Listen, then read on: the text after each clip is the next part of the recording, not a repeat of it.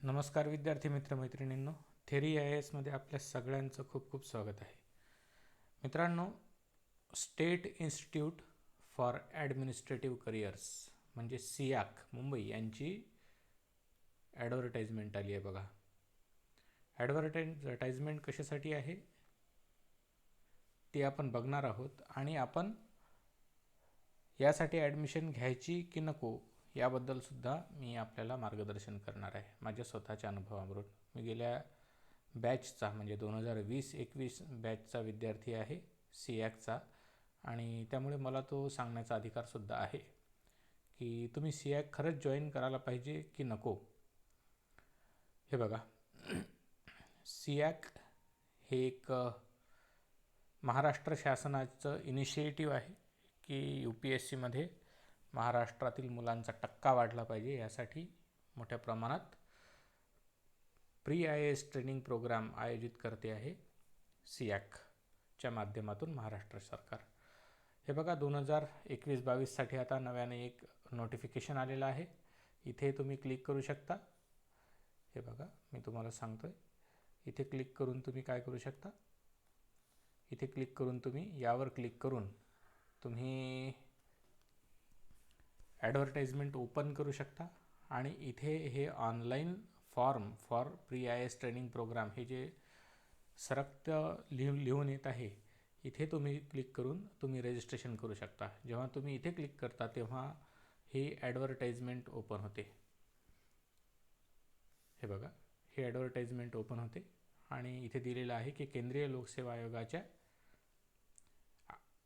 नागरी सेवा पूर्व परीक्षा 2022 करिता पूर्व प्रशिक्षणासाठी राज्य प्रशासकीय व्यवसाय शिक्षण संस्था मुंबई आणि त्यासोबतच महाराष्ट्र शासनाचे काय आहेत 6 ठिकाणी प्रशिक्षण केंद्र आहेत. त्याला PITC असं म्हणतात, प्री IAS ट्रेनिंग सेंटर्स. ते आहेत नागपूर, अमरावती, औरंगाबाद, कोल्हापूर आणि नाशिकमध्ये. हे एकाच वेळी मुंबई आणि हे 6 ठिकाणं, ह्या अशा 7 केंद्रांसाठी एकाच वेळी परीक्षा होणार आहे. आणि त्यासाठी तुम्हाला आता अर्ज मागवलेले आहेत. 16/1/2022 या दिवशी याची परीक्षा होईल आणि इथे डिटेलमध्ये तुम्हाला वेळापत्रक दिलेलं आहे. ऑनलाईन अर्ज करण्याची सुरुवात 9 तारखेला झालेली आहे. त्यानंतर अर्ज भरण्याचा अंतिम दिनांक पुढल्या महिन्यात म्हणजे जानेवारीमध्ये 7 तारखेपर्यंत असणार आहे. फी भरण्याचे दिनांक 2 दिवस आणखी उशिरापर्यंत वेळ दिलेली आहे, 9 तारखेपर्यंत. त्यानंतर अभिरूप किंवा मॉक टेस्ट म्हणजे तुमचं प्रत्यक्ष ऑनलाईन परीक्षा कशी असणार आहे यासाठी तुम्ही एक मॉक टेस्टसुद्धा देणार आहात. ती 12 तारखेला असणार आहे पुढल्या वर्षी. आणि त्यानंतर मग सामायिक ऑनलाईन प्रवेश परीक्षा होणार आहे 16 तारखेला. ही तुमची ॲक्च्युअल परीक्षा असेल. या परीक्षेला तुम्ही अभिरूप चाचणीला तुम्ही उपस्थित राहणं अपेक्षित आहे, म्हणजे तुमचं एक ट्रेनिंग होऊन जाईल. आणि जर कधी तुम्ही नाही उपस्थित राहिले तरीही काही प्रॉब्लेम नाही, तुम्हाला मुख्य परीक्षेला यांच्या या सामायिक ऑनलाईन परीक्षेला उपस्थित राहता येईल. ते परीक्षेचा वेळ आहे दुपारी 11 ते 1 असा 2 तासाचा. आणि परीक्षेचा निकाल लगेच 4 दिवसात 20 तारखेला सायंकाळी 5 वाजता यांच्या वेबसाईटवर लागणार आहे. बरोबर. आता हे झालं सगळं परीक्षेबद्दल. आता इथे तुम्हाला काय काय प्रॉमिस केलेलं आहे आपण अगोदर यांचं हे नोटिफिकेशन समजून घेऊ आणि नंतर मी तुम्हाला सांगेल की तुम्ही जॉईन करा की नका करू, हे की नाही. हे बघा, इथे बार्टीमध्ये 3 प्रकारचे विद्यार्थी असतात. केंद्रातील प्रवेश क्षमता किती आहे? 100 आहे. बार्टीद्वारे अनुदानित किती आहेत? तर ते आहेत, बार्टीद्वारे अनुदानित आहेत 10. आणि अल्पसंख्याक अनुदानित आपलं महाराष्ट्र शासनाचं अल्पसंख्याक मंत्रालय नवाब मलिक यांच्या थ्रू येतात 10. आणि सियाकद्वारे म्हणजे महाराष्ट्र शासनाने निवडलेले असे बार्टीद्वारे अनुदान माझ्या मते 9,000 रुपये आहे. किती? दर महिन्याला 9,000 रुपये. अल्पसंख्याकांसाठी दर महिन्याला 4,000 रुपये अनुदान आहे. आणि उरलेल्या 100 मुलांना या सेंटरमध्ये आणि उरलेल्या यांना या 100पैकी, या 120पैकी या 100, म्हणजे इथे 100, इथे 100, इथे 80मधून हे 20 गेले तर 60, आणि पुन्हा हे 80, हे 60 आणि 60 या मुलांना किती स्टायपेंड आहे हे अजून आम्हाला माहिती नाही. आम्ही 2020-21चे विद्यार्थी आहोत आणि आम्हाला याबद्दल काहीही माहिती नाही, कारण आमचं स्टायपेंड अजून रिलीज झालेलं नाही. बार्टी आणि अल्पसंख्याक आम्हाला स्टायपेंड द्यायला तयार आहेत, परंतु हे जे मुलं आहेत एवढे 440 यांचं स्टायपेंड अजून गव्हर्नमेंटने निश्चितच केलं नाही, आणि किंवा काय याबद्दल काहीही निश्चित नाही. त्यामुळे ह्या 440 मुलांसोबत हे 60 बार्टीद्वारे आणि हे 40 अल्पसंख्याकांद्वारे यांचे असे 100 मुलांचे सुद्धा स्टायपेंड रोखून धरलेला आहे. आता हे सगळे अंतर्गत बातम्या आहेत. बार्टीद्वारे आणि अल्पसंख्याक मंत्रालयाद्वारे ही स्टायपेंड रेडी असल्याची, परंतु यांच्याकडून ही स्टायपेंड निघत नाही, हे मात्र 100% खरं. यासाठी आम्ही मंत्रालयात सुद्धा गेलेलो आहोत आणि डायरेक्टर्सना सुद्धा आम्ही वेळोवेळी मेसेजेस, कॉल्स यावर विचारतो आहोत, परंतु काहीही त्यांच्याकडून सॅटिस्फॅक्टरी उत्तर मिळत नाही. डिपार्टमेंट ऑफ हायर एज्युकेशन किंवा मग आम्ही मंत्रालयात गेलो तेव्हा त्यांनी सांगितलं की डायरेक्टर्सकडून अजून डिटेल्स यायचे आहेत. हे 6 केंद्राचे डायरेक्टर्स आणि त्यानंतर एक सिॲकचे डायरेक्टर्स, त्यांच्याकडून काही इन्फॉर्मेशन आलेली नाही आहे, मागवलेलं आहेत, काही कागदपत्रांची पूर्तता केलेली नाही असं मंत्रालयाचं म्हणणं आहे. आणि डायरेक्टर्सचं म्हणणं आहे की मंत्रालयामध्ये फाईल अटकलेली आहे, त्यांच्याकडून सगळ्या गोष्टींची पूर्तता झालेली आहे. आता खरं कोण बोलतंय, खोटं कोण बोलतंय, अशा पद्धतीचा कारभार आहे. बरं, हे सगळं फक्त स्टायपेंडबद्दलच नाही, तर बार्टीमधला ओव्हरऑल अनुभव काय आहे हे मी तुमच्यासोबत शेअर करणार आहे. तर अशा पद्धतीने तुमच्यासाठी प्रवेशित मुलांची टोटल संख्या राहणार आहे 540, आणि ह्या प्रवेशित मुलांसाठी एक सामायिक परीक्षा होणार आहे, आणि त्या सामायिक परीक्षेसाठी तुम्हाला 200 गुणांचा पेपर राहणार आहे, आणि तो UPSCच्या धर्तीवर राहणार आहे. त्यामध्ये त्यामध्ये सामान्य अध्ययन 1 आणि सामान्य अध्ययन 2, ज्याला आपण CSAT असं म्हणतो ते, आणि तुमची मुलाखतसुद्धा असणार आहे. एवढी 3 परीक्षा विषयासाठी तुम्हाला रेडी राहावं लागणार आहे. CSAT तर तुम्हाला 40 प्रश्न असणार आहे, 100 मार्काचे दोन्हीही पेपर असणार आहेत. म्हणजे UPSCच्या धर्तीवर पेपर आहे, परंतु मिनी UPSC आहे, फुल UPSC नाही, आहे की नाही. इथे पण तुम्हाला 33% पासिंग आहे, म्हणजे या 100 मार्कांपैकी तुम्हाला 33 मार्क्स घेणं अनिवार्य आहे. तशाशिवाय तुमचा पहिला पेपर आहे सामान्य अध्ययनचा, जनरल स्टडीज, तो 50 प्रश्नांचा, तो तुमचा चेक होणार नाही आणि तुम्हाला तुमचं मेरिटमध्ये नाव येणार नाही. आणि तुम्हाला मेरिटमध्ये आल्यानंतर तुमचे हे सामान्य अध्ययनमधले मार्क्स, हे पेपर 1 मधले आणि मुलाखतीमधले मार्क्स, याच्या आधारावर तुमचं मेरिट लिस्ट तयार होणार आहे. एवढी कडक परीक्षा आहे, आणि त्यासाठी तुम्हाला परीक्षा शुल्कसुद्धा द्यायचं आहे, 250 रुपये ते 500 रुपये, म्हणजे एवढं परीक्षा फी तुम्हाला द्यायची आहे. आणि महाराष्ट्रातून जवळपास 20,000 विद्यार्थी दरवर्षी या परीक्षेसाठी ॲपियर होत असतात. किती? 20,000. सिलेक्शन किती लोकांचं होतं? 540 लोकांचं, 540 मॅक्स टू मॅक्स. यावेळीचं मी तुम्हाला दाखवेल आमच्या ग्रुपमध्ये किती मुलं आहेत ते. 502 आहेत, आणि त्यातले बरेचसे काही आत्ता पण जॉईन झालेले आहेत, माहीत नाहीत कोण आहेत, तर ते सगळे क्लासेस वगैरे झाल्यानंतर काही लोक जॉईन झालेले आहेत ग्रुपमध्ये. म्हणजे 500च्या जवळपास मुलं आमच्या ग्रुपमध्ये आहेत. आणि ही सगळं तुमचं प्रशिक्षण जे आहे ते ऑफलाईन नसून ऑनलाईन आहे, ऑनलाईन. त्यामुळे जॉईन करायचं नाही की नाही याबद्दल अनेक गोष्टी आहेत, त्या मी आता एक एक करून तुमच्यासोबत शेअर करायला सुरुवात करतो. आता हे झालं परीक्षेबद्दल.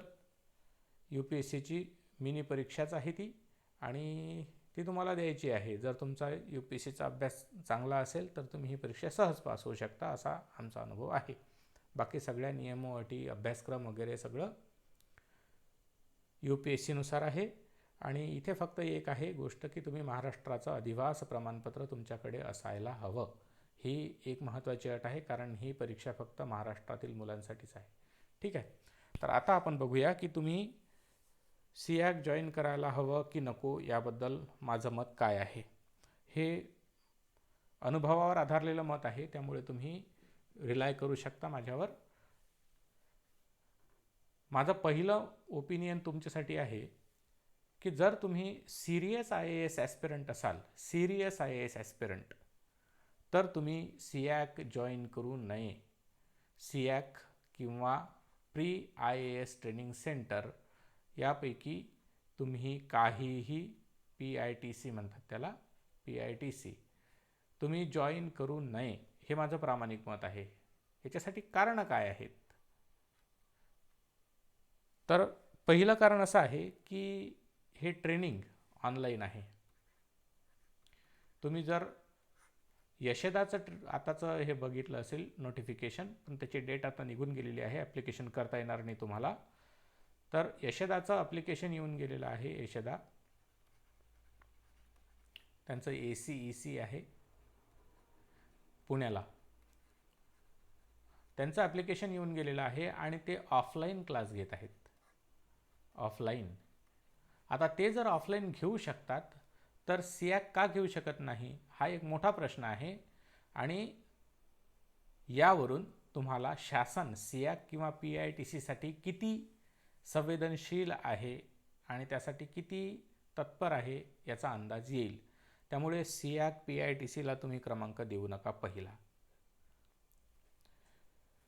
आणि तुमचे सर्व लेक्चर्स हे झूम ॲपवर होणार आहेत. झूम ॲप, त्यासाठी तुम्हाला इंटरनेटचे चार्जेस लागणार आहेत. आणि आपण हे सगळं करायला तयार आहोत, काहीच प्रॉब्लेम नाही. पण सगळ्यात महत्त्वाचा प्रश्न येतो quality of education. Quality of education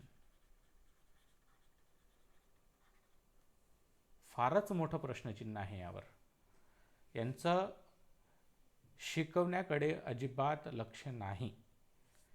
SEACचं विद्यार्थ्यांच्या एज्युकेशनकडे अजिबात लक्ष नाही. इथे आमचा एक विषय वगळता कोणताही सिलेबस पूर्ण झाला नाही. No syllabus complete. आणि तोही अशा व्यक्तीने कंप्लीट केलेला आहे एक विषय की ज्यांना आम्ही वारंवार रिक्वेस्ट करत होतो की सर तुम्ही मोठ्याने बोला, जोरात बोला, आणि आम्हाला ऐकायला येत नाही आहे, तरीही संबंधित व्यक्ती मोठ्याने बोलत नव्हती. आम्ही त्या संदर्भात डायरेक्टर्सना विनंती केली, त्यांनीसुद्धा आमचं ऐकलं नाही. त्यांनीसुद्धा ऐकलं नाही. आणि ती व्यक्ती फक्त शिकवत होती आणि आमची शेवटपर्यंत म्हणजे शिकण्याची इच्छा नसतानाही ऑनलाईन उपस्थित राहावं लागत होतं त्या क्लासला, कारण आमचं नुकसान होऊ नये असं वाटत होतं. आम्ही चातक पक्षाप्रमाणे एक एक शब्द समजून घेण्यासाठी प्रयत्न करत होतो, पण ते समजत नव्हतं. ही अशी अवस्था होती. आणि काही टीचर खरंच खूप चांगले होते, पाटील सर वगैरे खूप छान शिकवत होते, परंतु पुन्हा प्रॉब्लेम तोच की त्यांचा सिलेबस कंप्लीट झाला नाही. सिलेबस कंप्लीट झाला नाही. जर तुम्हाला फ्रीमध्ये पाहिजे असेल तर यूट्यूबवर तुमच्याकडसाठी आता खूप मोठ्या प्रमाणात free of cost material available आहे. तुम्ही पाहिजे त्या व्यक्तीकडून तुमचा पाहिजे तो विषय क्लिअर करून घेऊ शकता, कंप्लीट करून घेऊ शकता. एवढा आता यूट्यूबवर तुमच्यासाठी फ्री ऑफ कॉस्ट अवेलेबल आहे. त्यामुळे तुम्हाला जर कधी तुमच्याकडे डेटा आहे, मोबाईल आहे, तर तुम्ही तो डेटा यांच्याकडे खर्च न करता, इथे वेळ खर्च न करता, म्हणजे जवळपास तुमचे 2 तास ते 4 तास, आणि तेही दिवसातून त्यांच्या सवडीनुसार ते क्लास घेतील. सकाळी 8 वाजता क्लास व्हायचा सुरू, कधी 10 वाजता व्हायचा, कधी 12 वाजता व्हायचा. अशा पद्धतीने आमचा क्लास कधी पण सुरू होत होता. त्यामुळे ऑनलाईन आहे आणि क्वालिटी नाही, त्यामुळे तुमचा वेळ वाया जाण्याची शक्यता भरपूर आहे. ठीक आहे, त्यामुळे हे करू नये. तुम्हाला ऑनलाईन असल्यामुळे लायब्ररीचीच फॅसिलिटी मिळणार नाही आहे, त्यामुळे तुम्हाला क्लासरूम फॅसिलिटी मिळणार नाही आहे, त्यामुळे तुम्हाला पुस्तकं पाहिजे आहेत किंवा मग रीडिंग रूम पाहिजे आहे ते सुद्धा मिळणार नाही. यामधलं काहीही मिळणार नाही. आणि हॉस्टेल तर विसरूनच जा, हॉस्टेल फॅसिलिटीसुद्धा अवेलेबल नाही. हां ठीक आहे, तुम्हाला जर कधी ह्या सगळ्या गोष्टी मिळाल्या असत्या तर कदाचित तुम्ही स्टायपेंडकडे दुर्लक्ष करून भौतिक वातावरणाचा फायदा घेऊन अभ्यास करू शकले असते, परंतु या गोष्टी तुम्हाला अवेलेबल नाहीत. आणि आतापर्यंतच्या आमच्या अनुभवानुसार प्रशासन याकडे दुर्लक्ष करून आहे आणि हे सुरू होणार नाही. हे तुमच्यासाठी स्पेशली सुरू करणार नाहीत. करायचं असतं तर ज्याप्रमाणे आता यशदाने ऑफलाईनसाठी ॲडव्हर्टाइजमेंट दिलेली आहे ती तशाच पद्धतीची सिॲकची ॲडव्हर्टाइजमेंट आली असती. ठीक आहे, चला. यांच्या टेस्ट कशा होत्या हे एक नंतरची गोष्ट.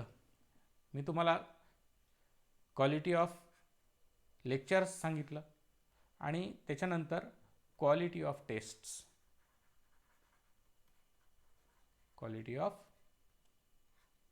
टेस्ट्स ही सुद्धा फार गचाळ आहे, याला मी म्हणेल गचाळ. UPSCच्या लेवलची तर सोडूनच द्या, परंतु आमची एक टेस्ट झाली होती शिवाजी महाराजांवर.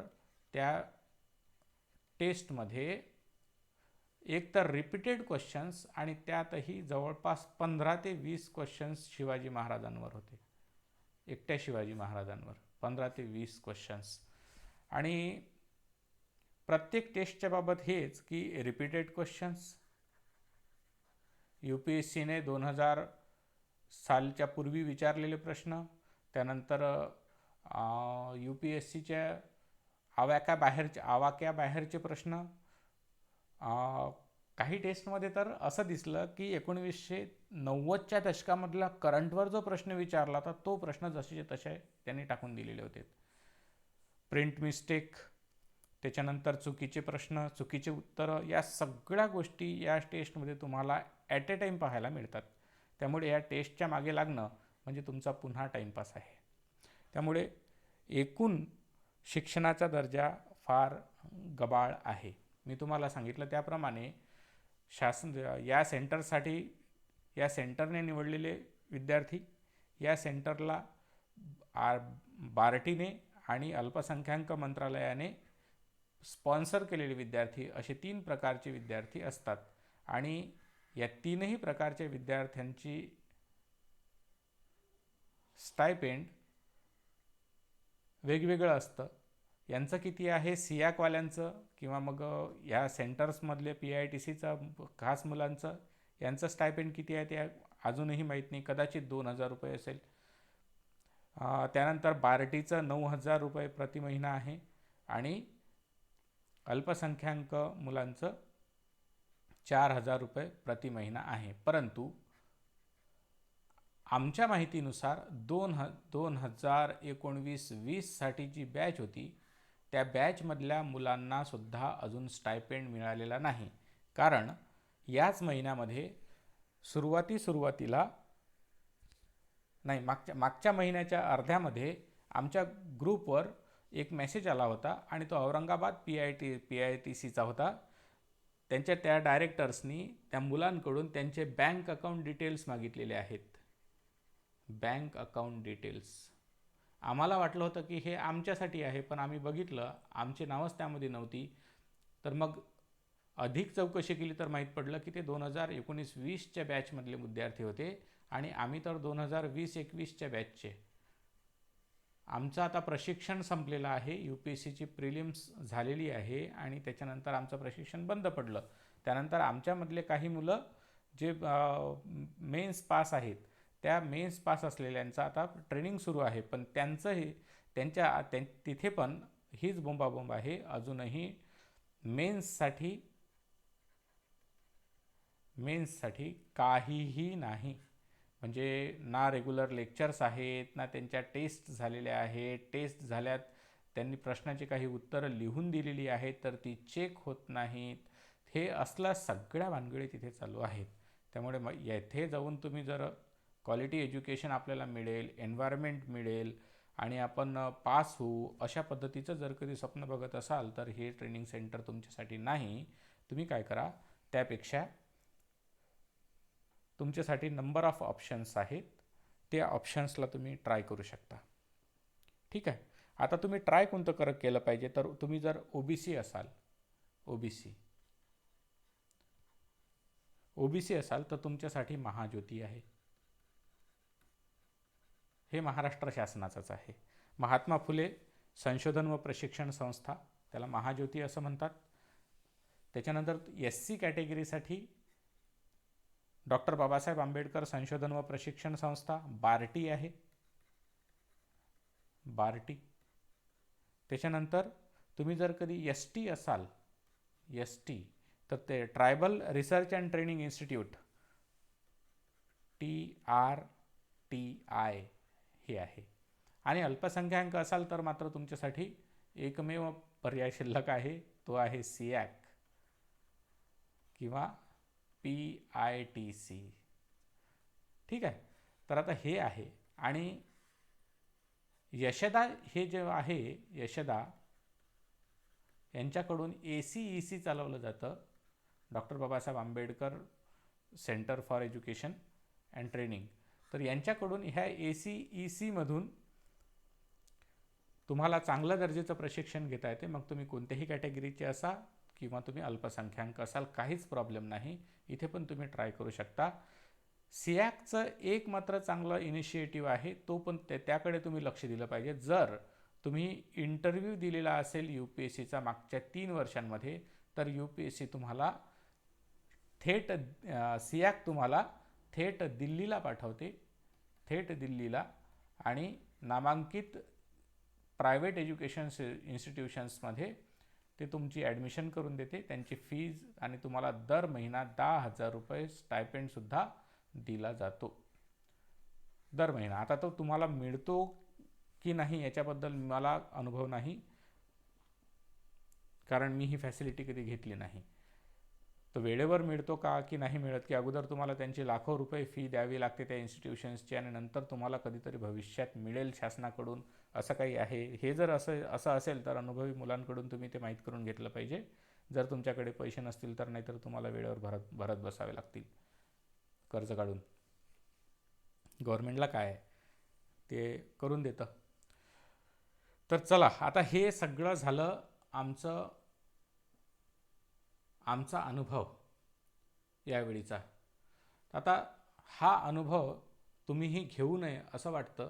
आणि जर तुम्ही सिरियस कॅन्डिडेट नसाल, जर तुम्हाला असं वाटत नसेल की आपला रिझल्ट आला काय नाही आला काय काही फरक पडत नाही, तर मात्र तुम्ही SEACच्या ऐवजी SEACला जॉईन करू शकता. आणि SEAC जर तुम्ही जॉईन केलं तर मग तुम्ही तुमच्या स्टायपेंडसाठी, तुमच्या शिक्षणासाठी, तुमचा टाईमपास होऊ नये यासाठी तुम्ही काय केलं पाहिजे, संघर्ष करत बसलं पाहिजे.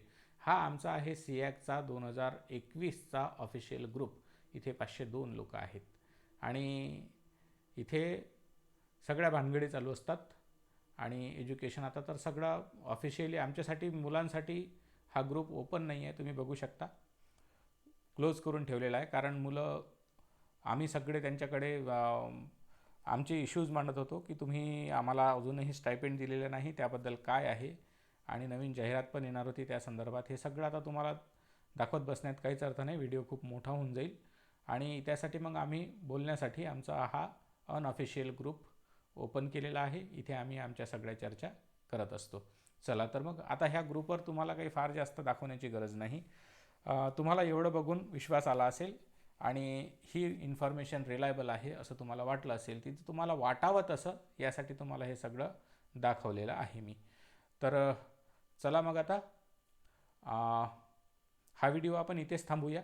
आणि मी तुम्हाला पुन्हा एकदा सांगेल की SEAC जॉईन करण्यापूर्वी किंवा PITC जॉईन करण्यापूर्वी एकदा नव्हे 1000दा विचार करा. हा जो फोटो दाखवलेला आहे हा फार जुना फोटो आहे.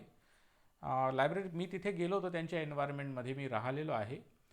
2018ला मेन्सची प्रिपरेशन करण्यासाठी मी तिथे गेलो आणि मला असं वाटलं होतं की SEACचं एन्व्हायरमेंट आहे, नाव खूप ऐकून होतो, मी तिथे 3 दिवसापेक्षा जास्त कालावधीसाठी थांबू शकलो नाही. हे आहे मेन एंट्रन्स गेट आणि ही आहे मेन लायब्ररी.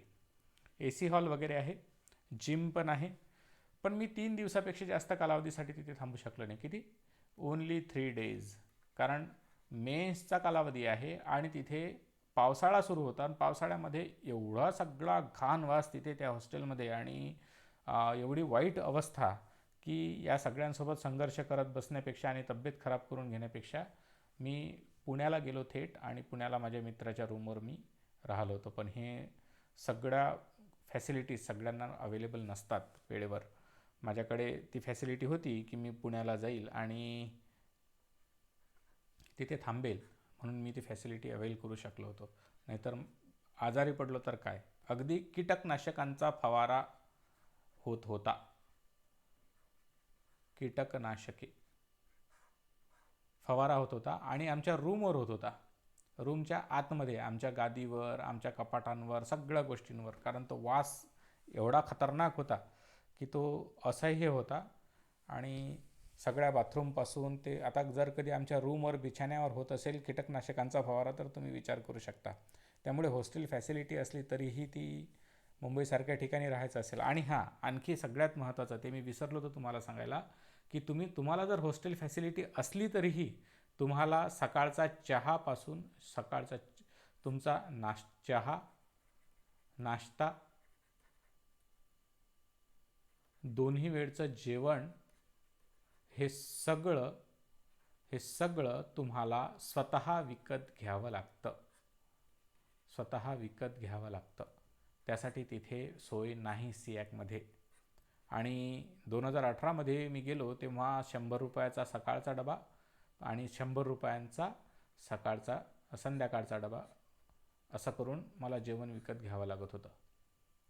तुम्ही विचार करू शकता की तुमच्याकडून जर एवढा खर्च होत असेल तर तुम्ही तिथे जा सियाकला, अन्यथा जाण्याचा विचार करू नका. एवढे सगळे ड्रॉबॅक्स आहेत आणि गव्हर्नमेंटची इन्स्टिट्यूशन असूनही त्याकडे अजिबात कुणाचंही लक्ष नाही. ही एक शोकांतिका आहे. त्याकडे शासनाने लवकरात लवकर लक्ष दिलं पाहिजे आणि हे मुलांची होणारी गैरसोय आणि महाराष्ट्रातला न वाढणारा टक्का याकडे शासनाने लक्ष द्यावं असं सुद्धा मी शासनाला या व्हिडिओच्या मार्फत अपील करेन. तर आजच्यासाठी एवढंच. सियाकबद्दल. सियाकसोबत कोणतीही दुश्मनी नाही, उलट सियाकने आम्हाला फॅसिलिटीज उपलब्ध करून द्याव्यात यासाठी सियाकला विनंतीच आहे. जर तसं झालं तर महाराष्ट्रातल्या तमाम होतकरू आणि ब्रिलियंट मुलांचं जे होत आहे नुकसान आज ते टळेल आणि महाराष्ट्राचा सुद्धा फायदा होईल. कारण महाराष्ट्राचे अधिकारी वाढले तर अल्टिमेटली महाराष्ट्राचा फायदा आहे. चला, थँक्यू सो मच. आणि जास्तीत जास्त मुलांसोबत हा व्हिडिओ शेअर करा आणि त्यांनासुद्धा माहिती पडू द्या. आणि व्हिडिओला लाईक पण करा आणि चॅनलला सबस्क्राईब करा. Thank you so much. बाय.